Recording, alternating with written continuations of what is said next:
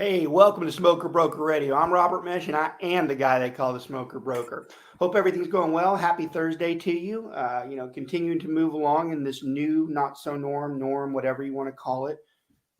News continues to get a little more positive, I guess. And I don't know how much positive news you can have when you have the massive hysteria that we have and the amount of deaths that are happening. But considering it seems like it's scaling back a little bit, we're starting to talk about possibly moving forward, getting to where the economy opens back up. Maybe there are some signs of positive out there. We spent the last couple of shows talking a lot about the coronavirus. So this time we're going to kind of get back to normal and really focus on real estate, which is what the show is always designed to do. But, it's really like you can't not acknowledge that the virus is still out there. I'll give a quick update on the market before we get talking about our today's subject, which is talking about going through the listing process. So it's a question mark. We keep being asked, hey, how's the market going to look? How's it look now? How's it going to look in the next few weeks? What's happening? And the answers vary. It's funny. I saw one of my peer brokers. He's one of the larger ones in Dallas, Fort Worth. And he was on one of the media outlets the other day. He had a more negative outlook of what he thought was going to happen. And I appreciate his insight because I respect his knowledge about everything, but I was surprised he went that way because I haven't taken it that route. He was more like the next 3 or 4 months are going to be really bad, and I was like, I don't see it that way. I actually see it going the other way, where we are much more robust because people are relieved that it's not as bad as they thought it was going to be. Now, he might be right. Notice I don't say names. I don't like to talk about anybody else's name unless they're on the show with me, but he was under the impression, I think he's betting on with the unemployment that it makes things worse. I don't see it that way. I think the unemployment numbers are high right now because there's a transition to people who are going back and forth as to, what jobs are they going to be in?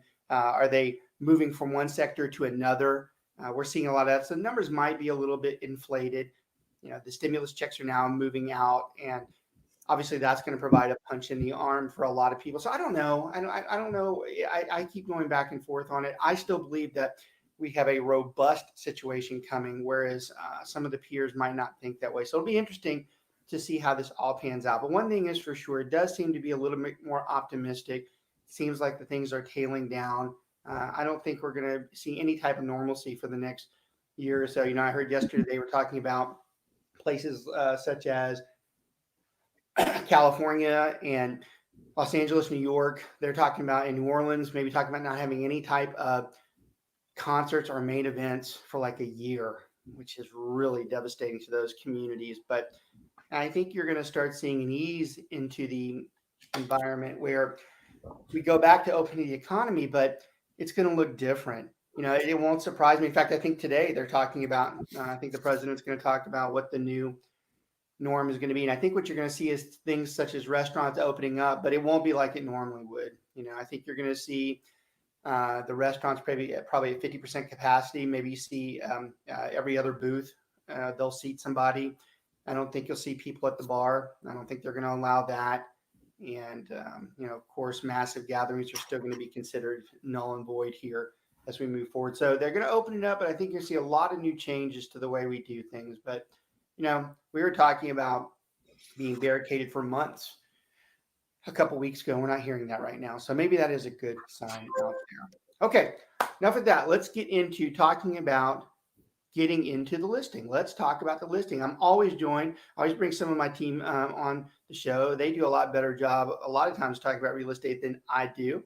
I'm always thrilled to have Miss Banu and Miss Richa with me. These are two of some of my strong agents out there. They've been with me for quite some time. Banu, introduce yourself. Tell them where you're from, what you do, and all that type of good stuff.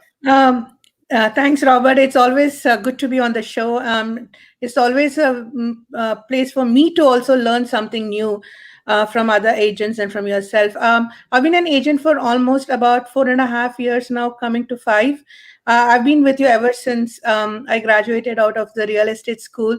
I work all over the Metroplex, mostly buyer's agent, but listing too. And it's just my passion and I love it. Which is great. And I think that you'll enjoy the show just as much as everybody because, like you said, you're primarily more of a buyer agent, but you've done the listing enough to where you're proficient in it. So it'll be Yeah, in interesting to fact, I've hear actually your. currently listed a home in Allen. Yeah, great. You have some good listings here every now and then, so it'd be good to hear your input. Miss Richa, how are you? Hi there. How is everybody doing? Good. How are you? Good, good. Just, Good. taking it one day at a time, like you said, trying not to let the news overwhelm us. Yeah, right. And enjoy our time with our family that we are getting that we don't get before other times.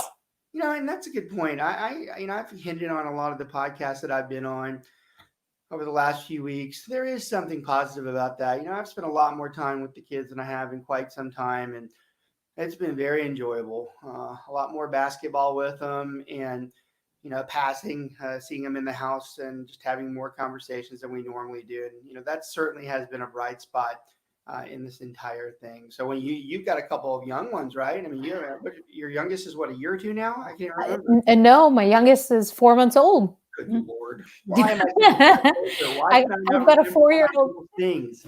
I've got a 4-year-old and a 4-month-old, Oh, but I'm so still trucking bad. along. I'm so bad. Well, I mean, it's better than for anybody that's out there listening. Rach has been with me for years. I've been calling her Rachel really up until last year. So, the It's fact fine. that I can't remember where her kids are, it probably is not very surprising. No, you're fine. You have so many agents to worry about. That's no Well, problem at all. it's great to have you on. I love your insight. You always have such a professional and a strong outlook. So I love to have you on, both of you as well. So let's talk about, in general, helping people with as we do a listing. We're going to talk about how we actually, acquire the listing. And then we're going to talk about really the listing presentation, what we do with it. So the show is always geared towards especially agents who are more new to the real estate world, and they go through their classes and they go through their brokerages, and maybe they get the basic, but they don't have everything that they really need to have. So on this show, we try to really tweak what the books don't tell you, what the classes don't tell you, and really kind of tell you, hey, this is how this thing really works. So that's what we're going to do today. It helps for veteran agents too. A lot of veteran agents watch our show, and they do that twofold. One, they do it to whether they are kind of watching to see if they're doing the same things, or some do it because they want to show their people are like, hey, look, I didn't take the time to do this, but this guy does it. So you ought to watch this. We have a lot of team leads, a lot of managers that watch the show, and they pass the show on to their agents as well. Our show is not watched live near as much as it is archived. Archive, we average anywhere from 400 to 1,000 views, depending on the topic. So it's something that's very useful for a lot of the people out there. All right, Banu, let's go through when you're talking about a listing. Talk about some of the numerous ways we pick up a listing. Just something random. It doesn't even have to be, just how is it that we go about it? In the past, I've done door knocking in my own neighborhood, Okay. especially because I can market myself better in my neighborhood. I've lived here for 20 years, so I know the market. I know how the homes are selling. So that's a very good way. And especially if I know of neighbors whose kids have finished high school, they are a good place to start with because they may be kind of moving out of a bigger home, trying to downsize or something like that. But there's just one of them, word of mouth. I follow your basic marketing rule the most, which is networking. I'm part of many networking groups, Toastmasters, my own temple, different other groups, even as good as my hobby groups like scrapbooking. I've gotten 2 listings out of that in the past because they know me personally and they would rather list with me than some calling somebody or from a flyer or something like that. Yeah, that's great. That's a good answer. That's why you're part of the team, because you follow the route, you follow the instructions. You actually hinted at a whole nother show that we do where we talk about how we recruit or how we gain clients. And you mentioned one of my favorite ones, which is networking, because I'm huge on networking. I Mhm. think everything starts there. But I loved how you also mentioned the subtle ones. You talked about door knocking. A lot of people don't do that, and door knocking still works. I love the hobby. I think a lot of people de-emphasize how important hobbies are, because hobbies are where a lot of our business come from. You don't have to do professional networking to pick up people. Some of your best networking comes from the people that you deal with. Richa, is she pretty much the same route? Yeah, you take a little bit of different route, but you're kind of on the same. You don't do so much door knocking, but you do some of the networking with your people, right? I do. I think networking, I think the key in all of real estate, honestly, is building a trust factor. This is a really big and very important transaction people go through in their life, whether it's their first, second, third, or fourth home. They really need to have somebody that is their advocate and it is on their side. So that relationship, like Banu said, is built not only through networking, but like hobbies or different events where you truly get to know people outside like this real estate world. So for me, a lot of it has been people I've met through things, activities I've done for my children, whether it be sports, whether it be dance or cooking or, any other groups that I'm a part of. They find out eventually that I do real estate, and we've built enough relationship, and I talk about real estate in a very casual, important manner. I don't go in with the intention of, okay, how am I going to market myself in this group, and they're going to, because it becomes disingenuous, I find.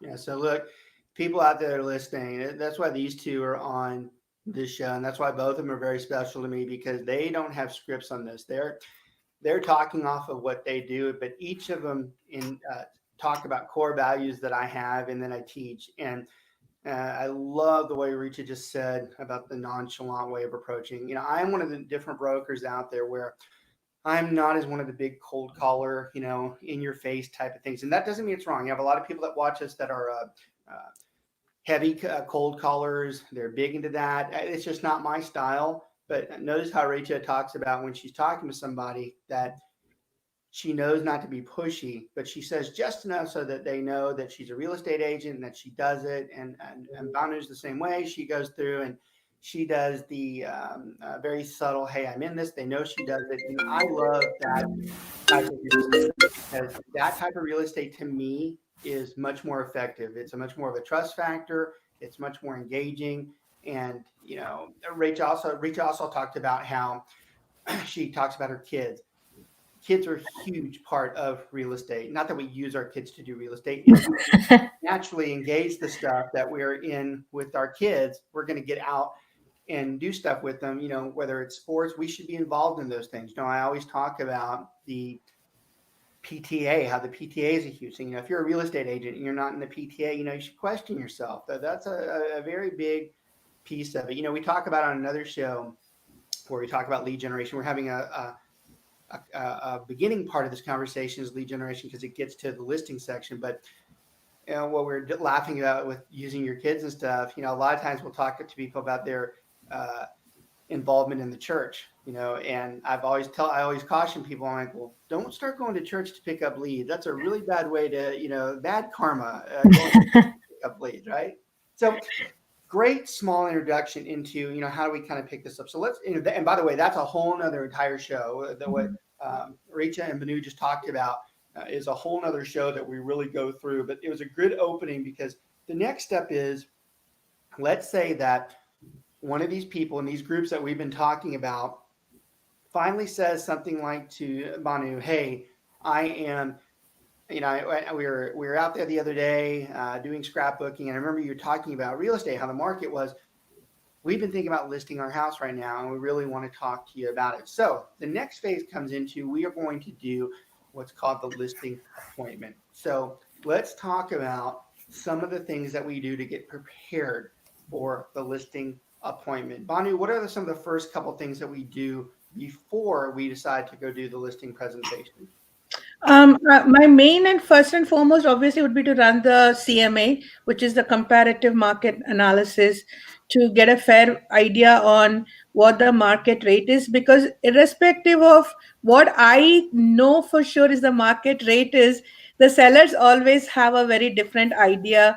They are emotionally tied into the house. Their kids grew up there. They have all this marking on the door where how tall they are, and they have had all these memories. So if I tell them, hey, your house is worth 400K, they'll be like, what? No, it has to be at least worth 600K, or whatever their idea of the price is. So I want to be confident when I'm talking to them that I know the market well and what is the price. They'll be like, what? No, So I love that. I love that. You mentioned something else that I talk about a lot too, where you're talking to someone. We're going to talk about this deeper in the middle of the show, but when you're talking about someone, you mentioned their price. I always tell everybody one of the unique things that one of the many unique things about me is that I have never in my entire career, this is a true story, told somebody that their house is worth X. And they're like, you're exactly right. That's exactly what I thought too. Never.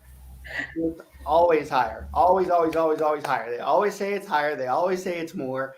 So it's really kind of funny when you talk to the general public, their belief on what their house is worth is for all the reasons that you said too. It's amazing where they think that value comes in. So we're going to talk more about that in a little bit. But so you're right. We start off, we do a CMA. We're looking at what the value is. Region, what might be some other things before we walk in there that we're going to get ready to do when we talk to this person?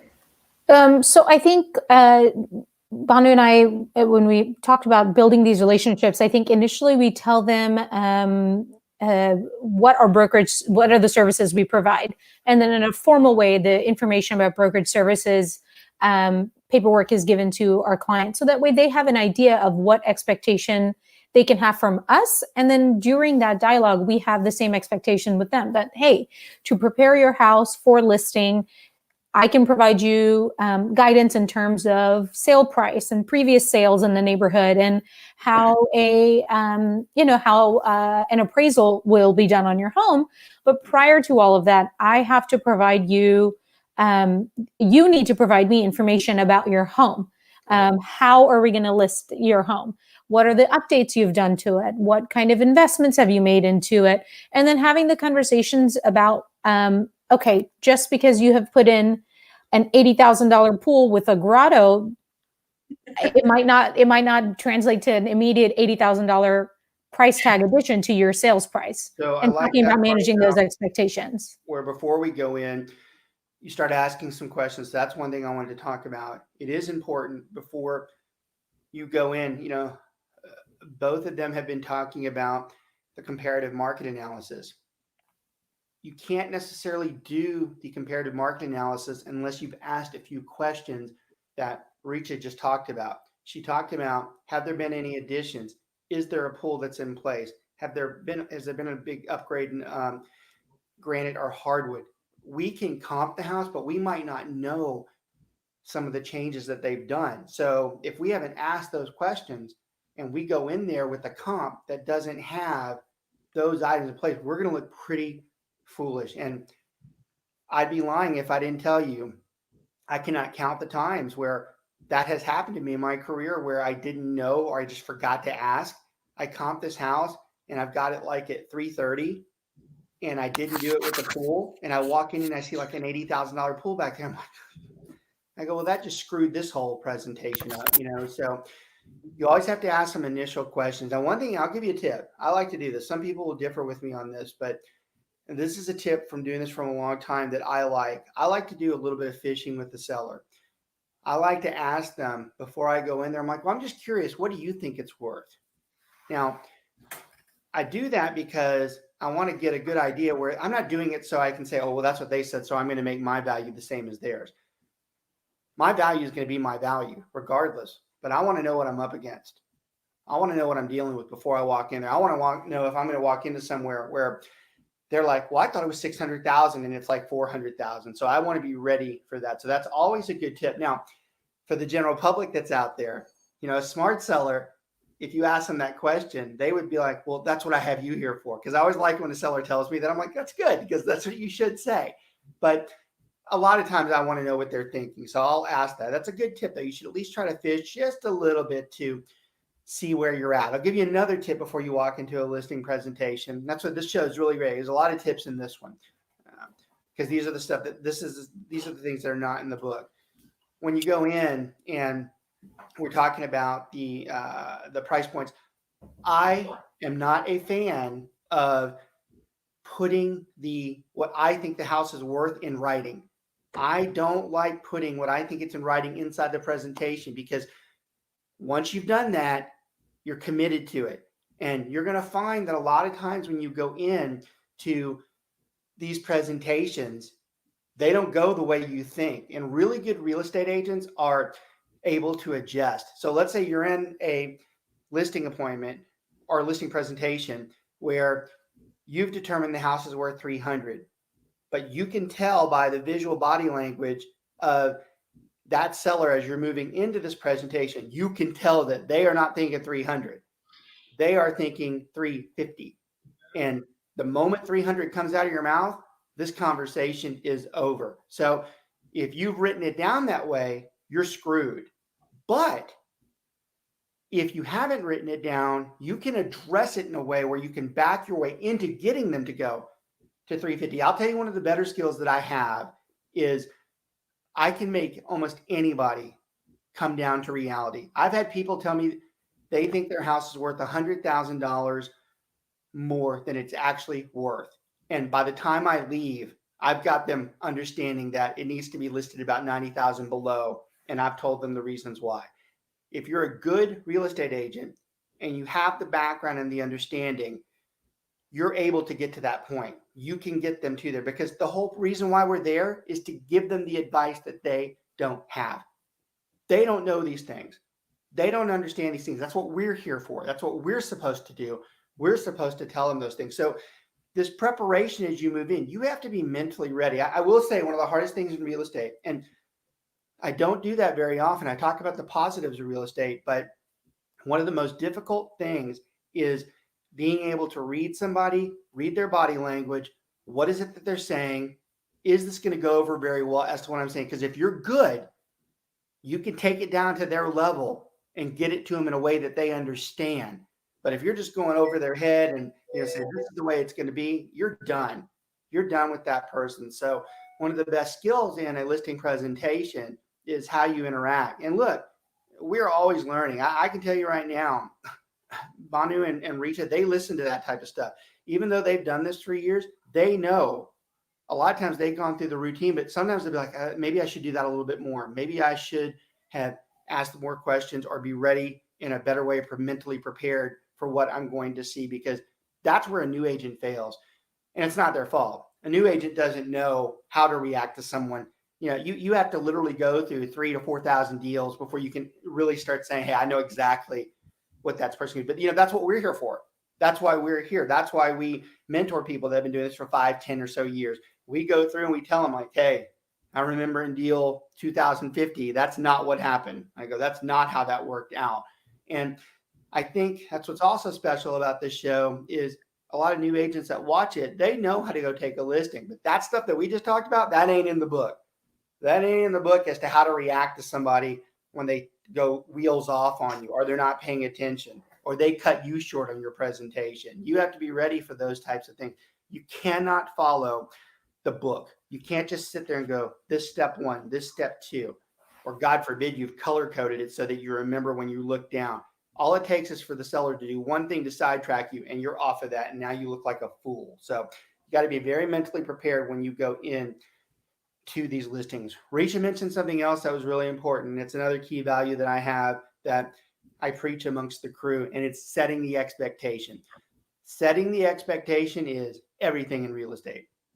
Everything on the sales side, the buy side, leasing, property management, controversies, complaints, confrontations. Setting the expectation is huge, especially in a listing presentation, because if you do it right, you're laying down the line laying down the law as to this is the way this is going to look. This is what's going to happen if this happens. And then when it does happen, there's not some shocking view. Now, a lot of people sometimes will view me as a pessimist when I go through on a listing appointment, because I really am more to the point, more blunt, and more understanding as to what can happen. And I'm not afraid to tell someone, hey, look, you need to be ready for these types of events. I'm also of the belief if you tell someone the worst thing that can happen to them, then everything else is going to be great no matter what happens. So I'm a big believer in that too. If you shy away from the negative of this and then it happens, it's a lot more unpleasant. And it took me years to learn that.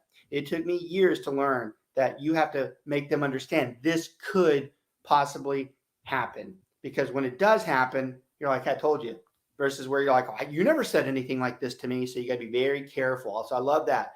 And they've been very, again, I love having my agents on the show because they are going off of what they learned.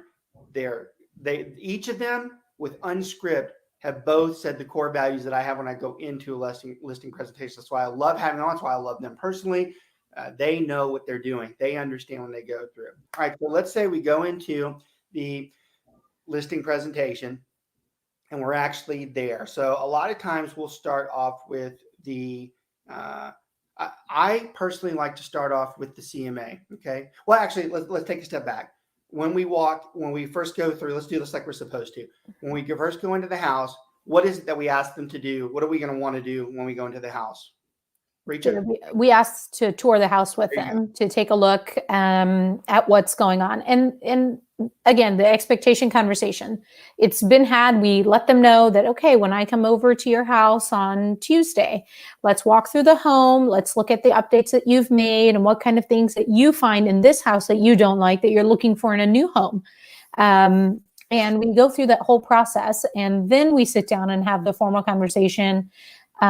Almost for me, 99% of the time at the kitchen table, because that's where your everyday life is. Right. And we sit down and we talk about the numbers and the nitty gritty. And then, like Banu mentioned earlier, if you go in prepared, not just with the CMA, but with information about the neighborhood and how you're going to market the home, I think these are the things that clients are looking for, and that's what they need. They need someone that is going to really excel at presenting their property at the absolute highest value possible. That's like a beautiful finished polished product, which is what our job is. I love it. Yeah. So I love everything you just said. I love the polished product, because that is what we're doing. We have. Go ahead, Banu. No, I just wanted to add to what Richa said, is that when we are doing the tour of the home with the sellers, I also ask them what is their most favorite thing about the home. Like, do they have like their office is the best place they like because it's got a lot of natural light, and or it has this many windows, or the window seat in the breakfast nook is where they love to hang out because it's just so that helps me when I'm marketing the property, because what they as a family like is more than likely what other families would like too. Yeah. So that makes it helpful for me to, when I'm marketing or creating a flyer or something. Yeah. I love when you guys are going in. I love your entrance to it. One thing I also wanted to talk about, it's very important in a listing presentation. It's very shallow too, but it's very important. You literally have probably less than a minute for a first impression. Okay. When you walk in that door, you are on a minute time frame to get those people's attention, because the average human being, they're going to decide what they're going to do with you in probably less than a minute, just by your attitude, your eye contact, your motions, your gestures, your interest, your compassion. They have to see that immediately. We work for the largest broker in the world. As far as I'm concerned, and I'm biased towards it, we work for the most superior broker in the world. And that doesn't, there's a lot of people that watch us that are in other firms. That's not a shot towards your firm. I truly believe that with all of the tools that we're given. But with that said, you can work for I Kill People Realty. They're going to decide in that 1 minute how strong you are. And it's not so much, if you work for Keller or Remax, it's much, or whoever out there, it's going to be your attitude towards it. The brand name is just a plus on top of it to make them feel more confident. The brand's always going to make them more confident. That's why you should have a major brand. A major brand does make you feel more confident, but you still have to do your part. You still have to make them embrace the brand, and that's going to come through you. And if they don't believe that, inside of the first 30 to 60 seconds, you got problems. I can tell you, when I walk in, they are listening to me from the moment I walk in, and they're interested as to what I am going to talk to them about. That's a huge piece of the listing presentation, is to make sure you have their attention. Now, we were talking about doing the walking the property. Walking the property is very important when you come in, because you want to be taking notes. You want to be taking notes of everything that you see. Bonnie, to start off with, what are some of the things that I'm looking for that are going to be important that I communicate, or Rachel as well, it doesn't matter. What are some of the things that I'm looking for that I need to tell them when I'm doing this walk? What's something that would be significant that I'm like, hey, we should have talked about that? I would definitely talk to them about, say, maybe painting.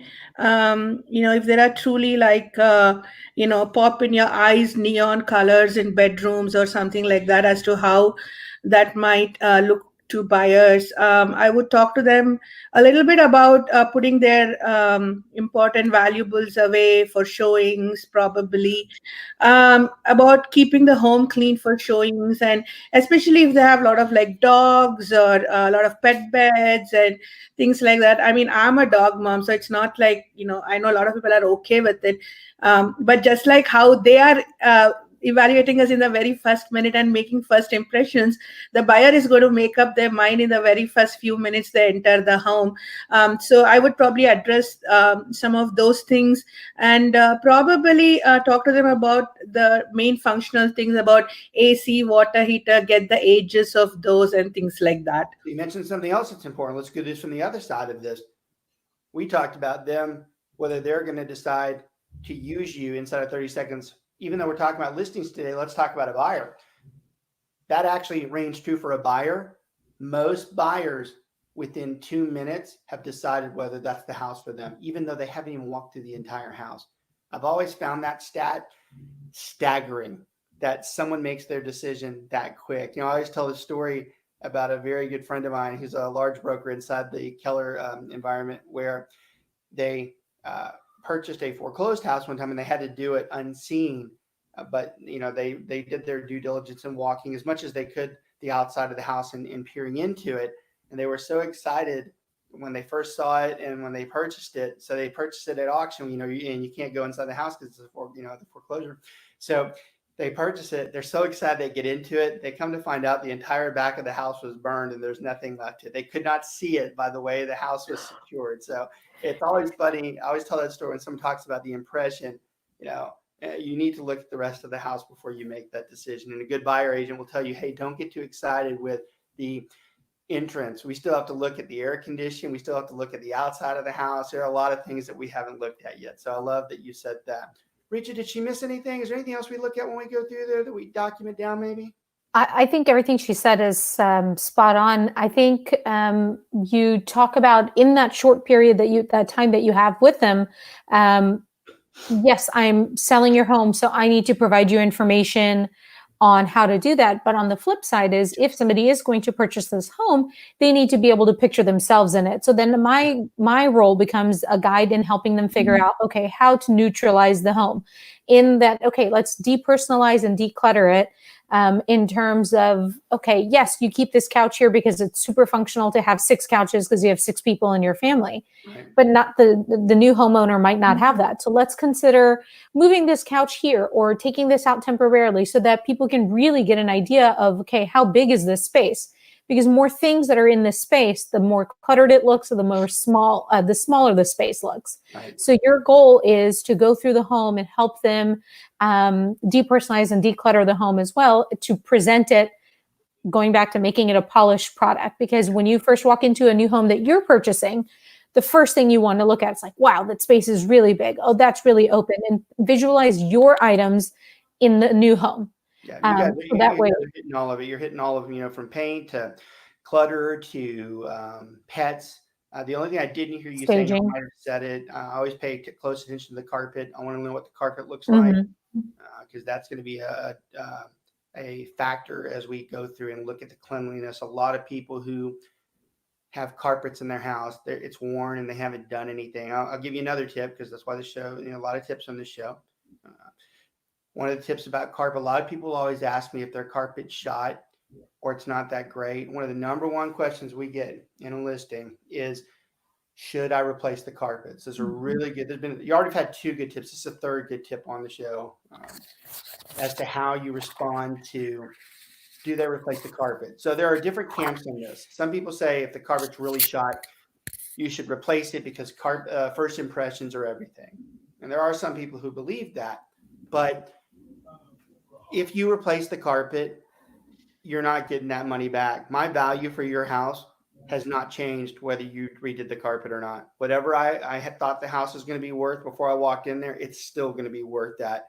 So if you spent $3 or $4 grand to replace the carpet, don't get me wrong, you might have needed to, but I'm not gonna say your house is worth more. It might sell faster because you did it, but I'm not gonna say it's worth more. Now, one of the alternatives that I like to do is I like to offer an allowance. And what I'll say is I'll have a really nice display in the kitchen that states the obvious. I'll be like, look, we're well aware that the carpet needs to be replaced, but rather than replace it with some cheap neutral carpet that you're not going to like, I would much rather you have that decision. So with a reasonable offer, we are willing to contribute to the carpet. Now, what I like about that is, one, it addresses the obvious that the carpet needs to be replaced. Two, it lets them make the decision as to what carpet they want. And three, it's going to make me look like a hero that I'm willing to do this for them, even though it's something I should have done already. So for me, I like to present it as an alternative as to what I can do for them versus go ahead and doing it anyways. Now, there are some people who disagree with me on that. Some people say you got to replace the carpet, but I did mean what I said earlier. I don't think you're going to gain any value in doing that. Where versus doing it the way I said, you might actually only have to have contributed a little bit. Like a lot of times, notice how I didn't state the amount of the allowance. I said I'm willing to give one with a reasonable offer. I didn't say what it was going to be. So we might agree to say, well, look, how about we give you $2,000 for the carpet, whereas I would have replaced it for $4,500. So that actually can save you some money too. So I like that. That tip's always worked out well for me. I will admit, if the house is really torn up, I mean, it's so awful, I'll tell them, like, hey, this is terrible. I can't even stand the smell in here, more or less the, what it looks like. Speaking of smell. Real estate story. This involves one of my best friends, one of my longest, most dear friends when I first listed her house, when I first became an agent. It's a good, I love the show so much. We're talking about listing presentations.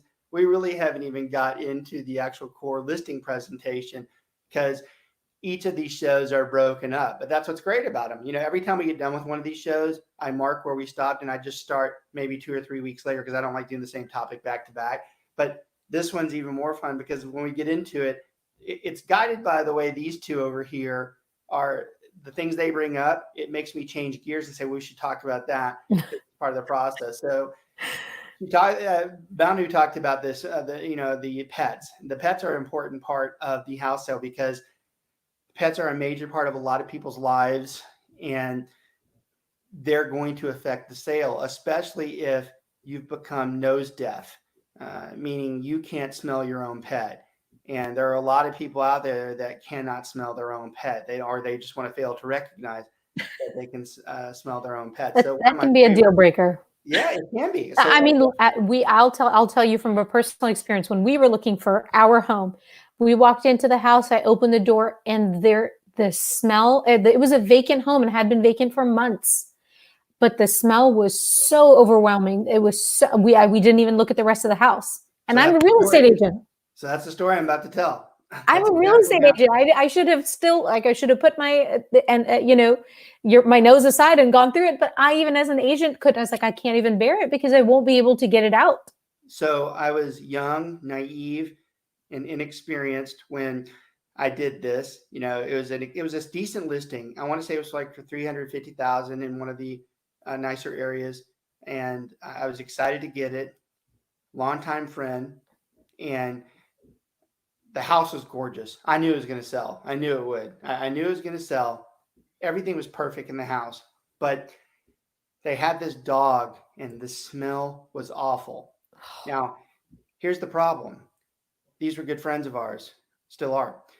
And we see them quite a bit and we go to their house quite a bit. So we have always recognized that this dog smells, but we've never said it to him because that's a really rude thing to say to your friend, that your dog smells. That's like saying your child's ugly, So we've never said anything about it. Never mattered to us, right? We just wash our clothes when we go home because we have dog smell on it when we go over there. Well, everything's perfect. We're doing the listing presentation, and she says, she leans over, she's like, is there anything we need to fix? And I knew the right thing was to say, tell him that dog smells. Tell him it's going to hurt the sale of this home. Do it. And I'm like, no, everything's great. So I list the house. I put the house on the market. Just like I thought, gets tons of showings the first day.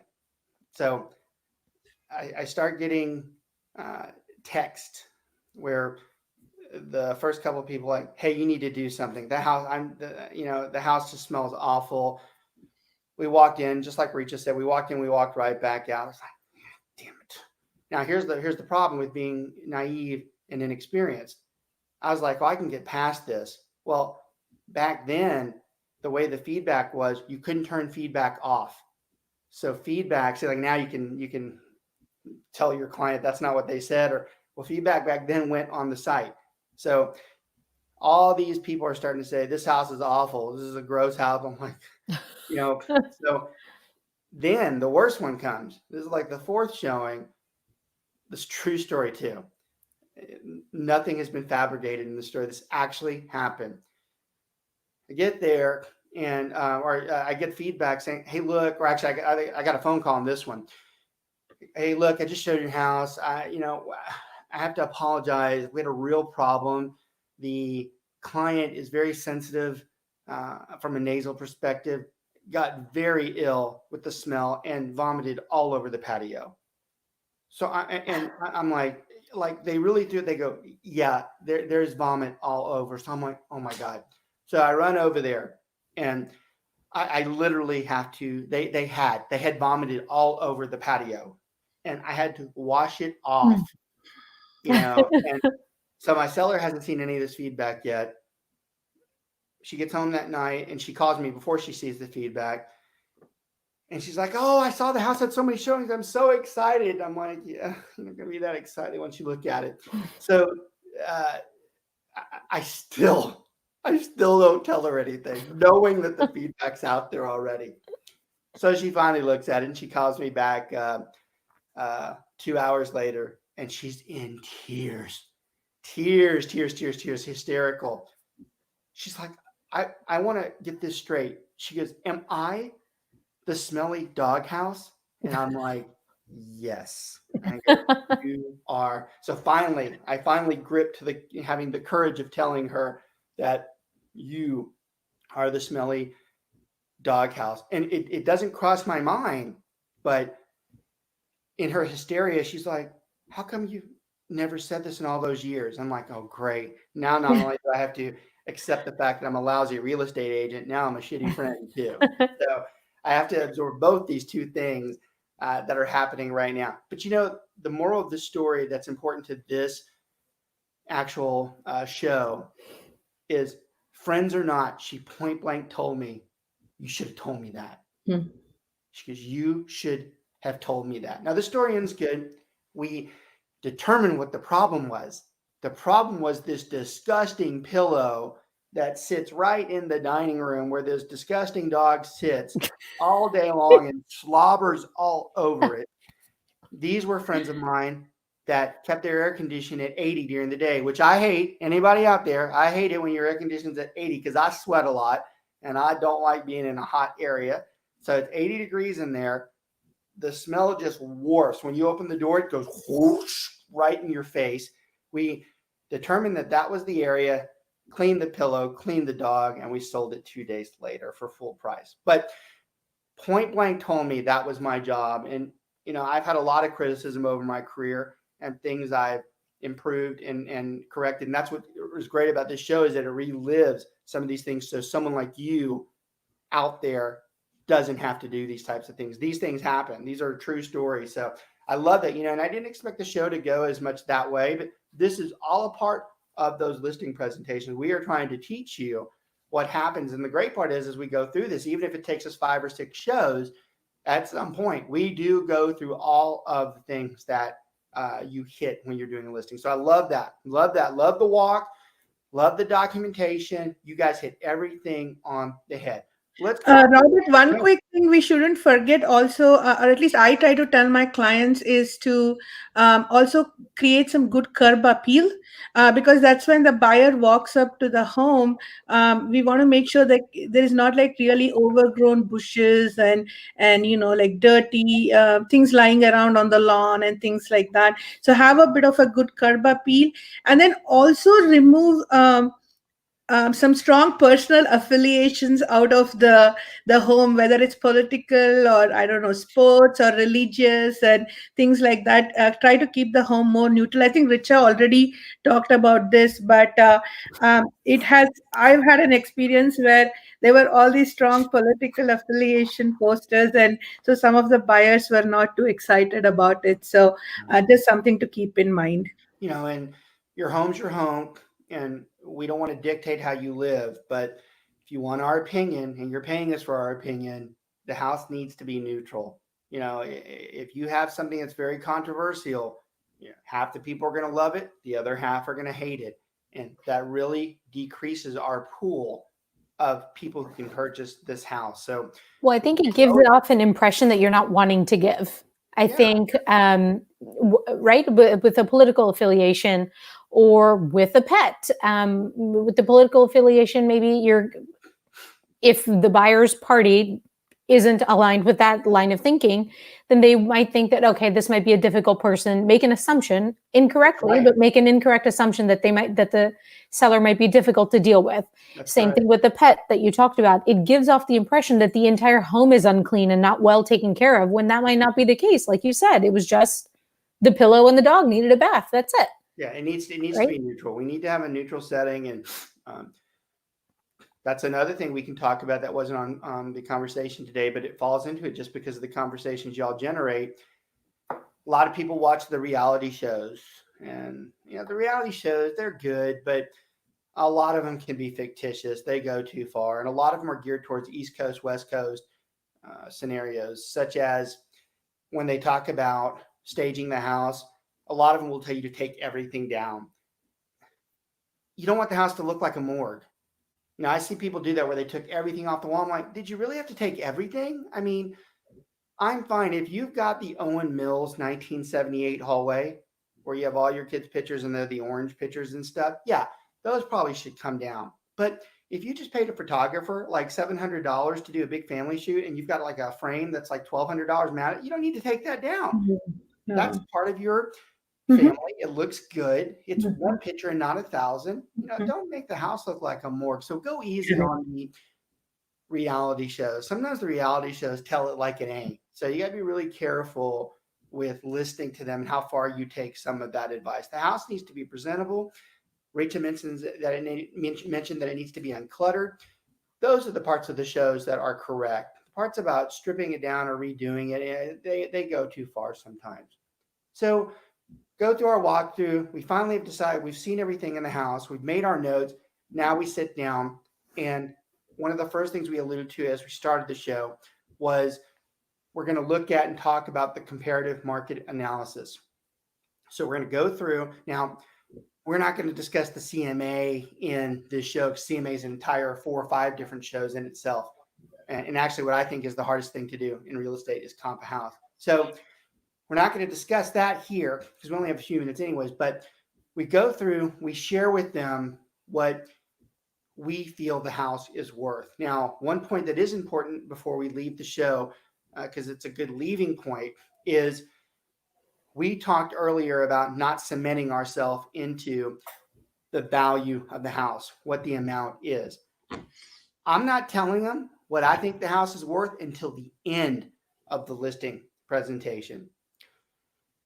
Here's another good hint. There's been 4 or 5 that have been really good ones in this show. And here's another one. The seller is going to be pressing you for how much you think the house is worth, especially after you go through the CMA. Even once I'm done with the CMA, I'm not telling them what the house is worth. I just want them to start getting the path down where I'm going. I'm preparing them for what I'm going to tell them. And while I'm doing that, I'm watching them closely. I'm looking at my presentation, or I have it on the laptop, or I'm doing it manual. I'm looking up. As I do that, I say certain things and I watch them. When I turn the first CMA comp, When I tell them what it's worth, I look up at them and I look to see how they responded to it. When I go to the second one, I look up again. Now, I will tell you, in my previous career, one of the crews I had under me were the loss prevention guys. Sometimes the finance part, people have the loss prevention folks. Well, that was one of the interesting pieces that I had in my responsibilities. And that was way outside of what my expertise is in finance and accounting. But I'll tell you one thing those guys taught me, and it was very good about watching visual, what those people do, how they react, because their eyes tell you everything. Their eyes tell you what they're thinking. For instance, when I flip through and I show them the meh one, I'm looking to see how they respond to it. And then when I show them a good one, they're like, oh. But then when I show them a bad one, they're like, and I can see you can start seeing their face. If I show them another bad one, their face continues to remain the same. I can start delivering a pattern that I know by their reaction what this is going to be. And what this allows me to do is, if I know the house is worth $300,000, but their visual tells me that it's worth $400,000, I have to start backtracking and redoing my presentation to make them understand why it's not worth $400K. So that's extremely important when you're going through this, to watch in this first process. We are not going to tell them. Now, the reason why I tell you that is, if you tell them the price of the home at the first part, they're not going to listen to another word you say. And we got some important things we're going to talk to them about. We're about to talk to them about marketing. We're about to talk to them about, what we're going to do for them, what the expectations are. They have to hear those things before they make that decision. I will tell you, this is a great way to end the show today. The easiest, most effective listing presentation in the world, if you just wanted to give the seller exactly what they want, is you walk in there and go, hi, my name's Robert. Your house is worth X amount, and it's going to cost this amount to sell it. Thanks for having me. Because that's really what the seller has you there for. You've got to show them the knowledge that you have. You've got to show them why they need to pay you to sell that house. That's why we're going through this listing presentation. That's a great place to stop today. It's really at the beginning. So we're going to have shows in another few weeks where we start off at the CMA process and move on. So we get into expectations, the closing process, and the net sheet. So these are all separate shows, but this is a great show today. Banu and Richa did an outstanding job guiding the conversation. Again, that's why they're on the show, because they actually took it to somewhere I wasn't going to go today, and I actually like theirs better. So I want to thank everybody for watching. Look, y'all continue to keep your heads up. Your attitude is really what guides you during these time frames. Yes, it's bad for a lot of people, but it's not as bad as it seems for everyone out there. This is getting better. Things are getting better. This process continues to move on. Real estate does not stop. Thanks for having us. Hope to see you guys next week. Always on archive. Share this video, this tutorial out there for everybody who you think can get value. That goes for your clients and for your agents, for those of you who are managers. Take care. We'll see y'all next week.